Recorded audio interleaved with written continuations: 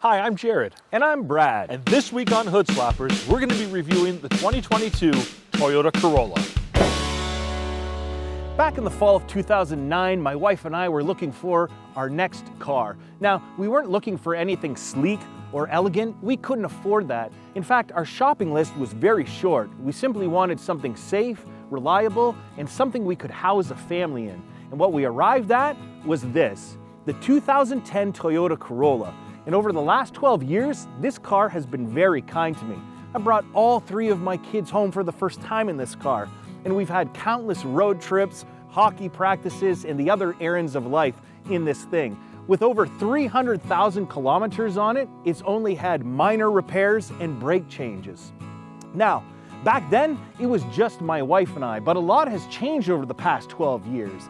I've added 3 kids, a dog, and a ton of memories. So my question is, how has the Corolla changed over the past 12 years? How has the 2022 Toyota Corolla evolved from its predecessor? How has the Corolla evolved, Brad? Well, the short answer is it hasn't, because the Corolla is boring and bland. And let's be honest here, even the 2022 is still boring and bland. But nobody buys a Corolla because it's sleek and sexy.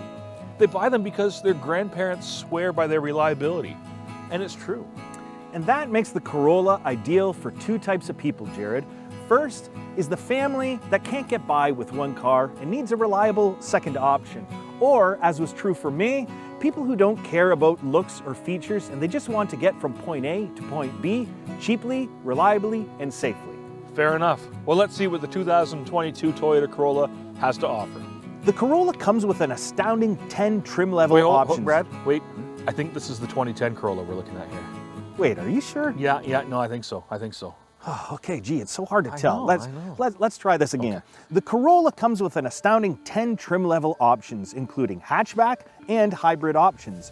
At its base level, the Corolla starts at a very modest $19,450 and tops out at just under $30,000 for its highest trim level. Under the hood, all Corollas come standard with front-wheel drive.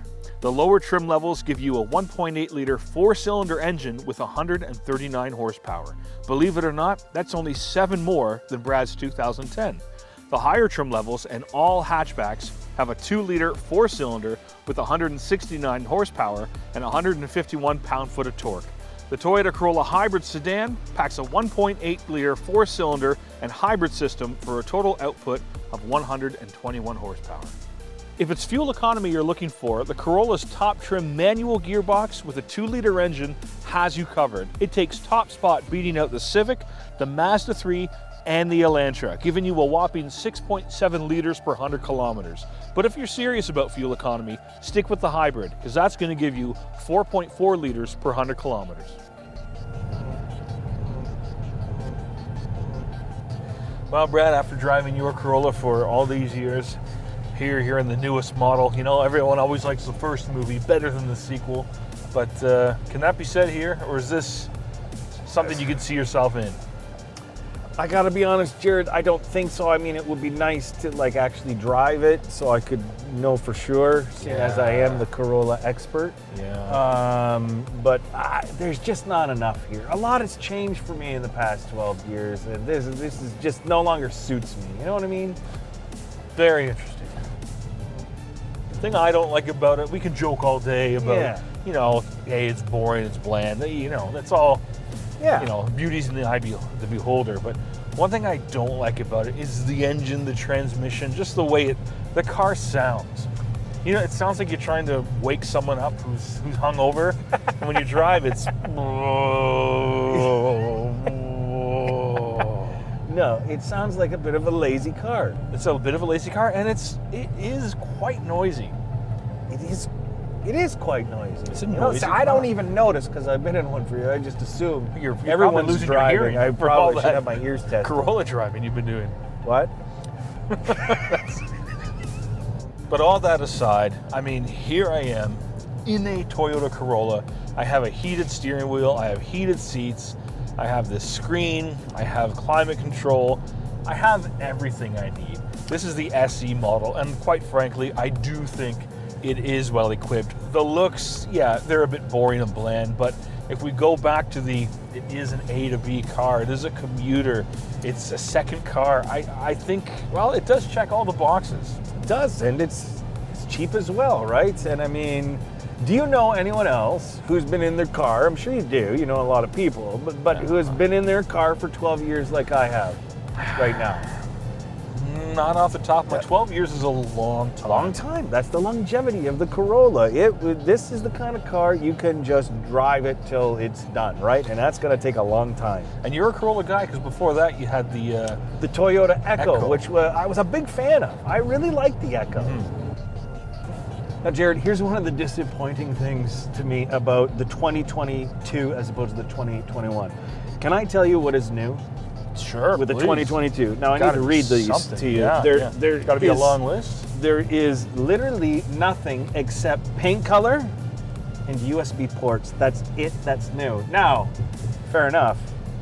Listen to these paint colors you can choose from. You can choose from Ruby Flare Pearl. That's new. Now, just a second. Yes? Would that be a red? I don't even know what that is. Because that might be the color of your glasses.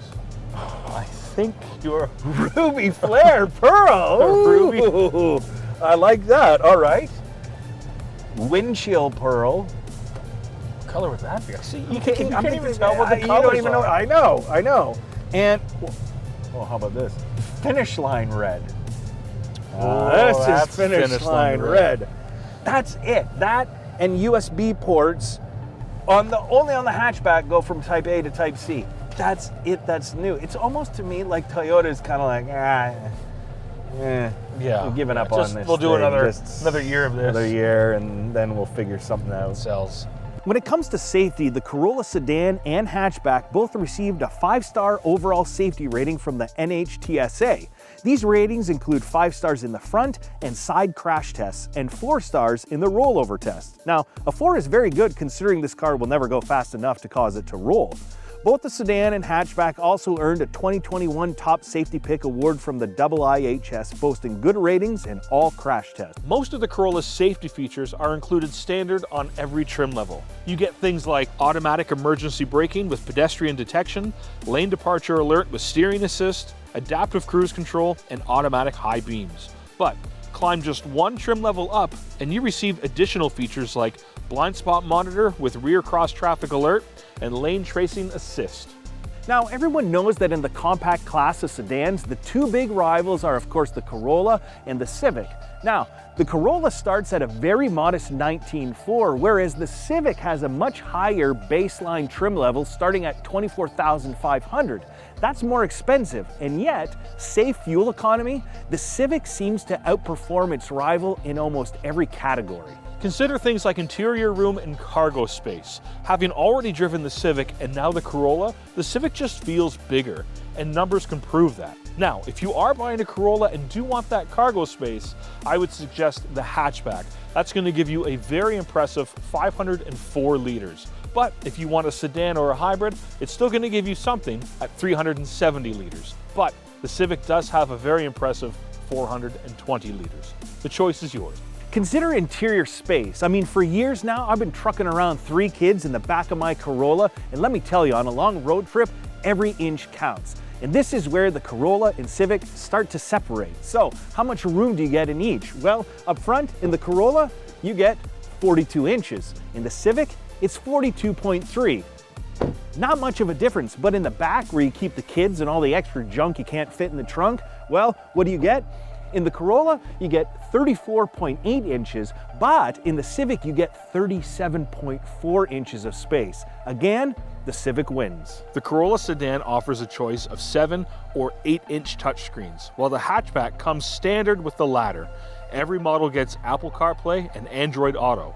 Trim level options include built-in navigation and an upgraded JBL sound system.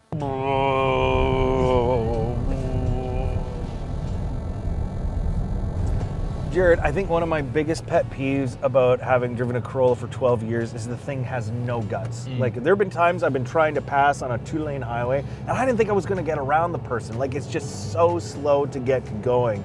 Is this offer any better? Well, Brad, it's tough to say, because especially now with electric cars out, this has There's a lot left to be desired here in this car. It doesn't do, anything exciting in terms of acceleration. You have the manual equipped hatchback. Yeah. The 0 to 60 on that is only 7.3, and if you go to the upper trim better engine, it's still 10.2 for a 0 to 60. That is nothing to write home about.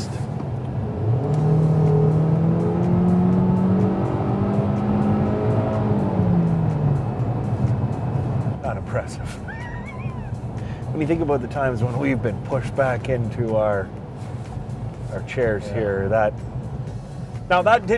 does feel better than the one I'm driving. So 12 years, the engine seems to have improved a little bit. A little bit. Although, what I did would you hope say? so. What did you? I think we had said it has seven more more horsepower than this one. That's less than one a year they've That added. is, yeah. That seems like an underachievement. Well, yes. Yes. 'Cause, I mean, the Civic from your era, if you take a 2010 Civic, that was 140, and now, the Civic's got over 170 if you go with the 1.5 turbo. That's what I mean. The Civic is just. There is a $5,000 difference between base trim level starting line, right? Now, if you're a person who doesn't really care about this stuff, that might be a big deal.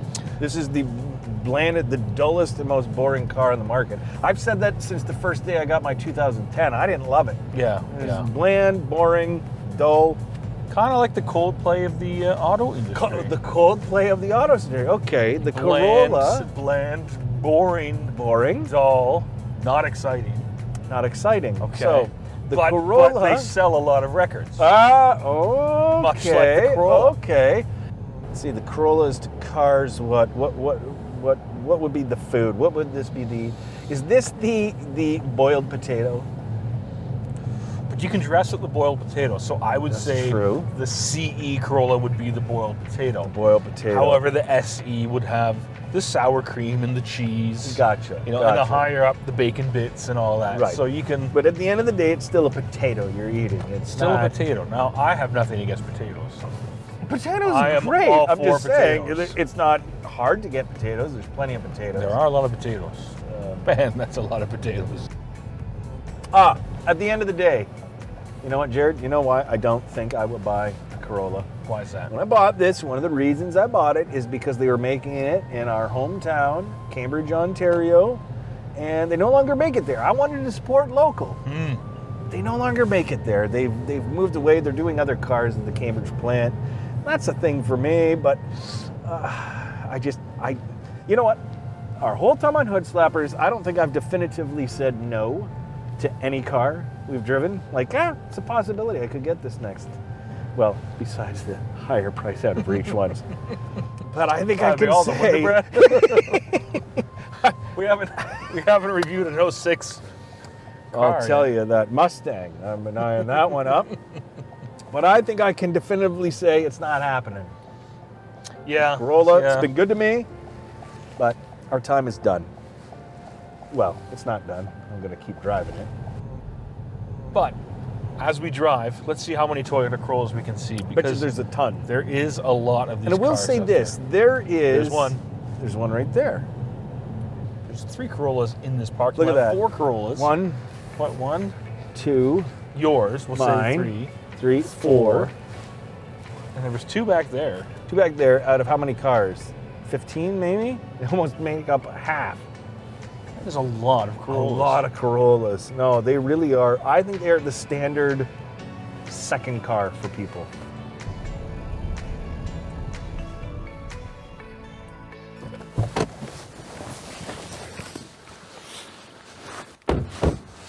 Well, there you have it, friends. The 2022 Corolla offers nothing new from its predecessor. And to be honest, as I've said about my own Corolla for years, it really might be the most dull and boring car on the market. To be honest, I'm just not impressed with this Corolla. And yet, I can't completely turn my back on it. The Corolla has been good to me for 12 years. And for anyone looking for a good second reliable car, or for the person who just wants to get from point A to point B with safety and reliability, it's a great option. Besides, as we Corolla drivers know, we don't need our cars to be sexy because we bring the sexy to the car. And with that, I give the 2022 Toyota Corolla my very modest hood slap of approval. Again with the sexiness? Yeah. At any rate, thanks so much for watching. We'll see you next time.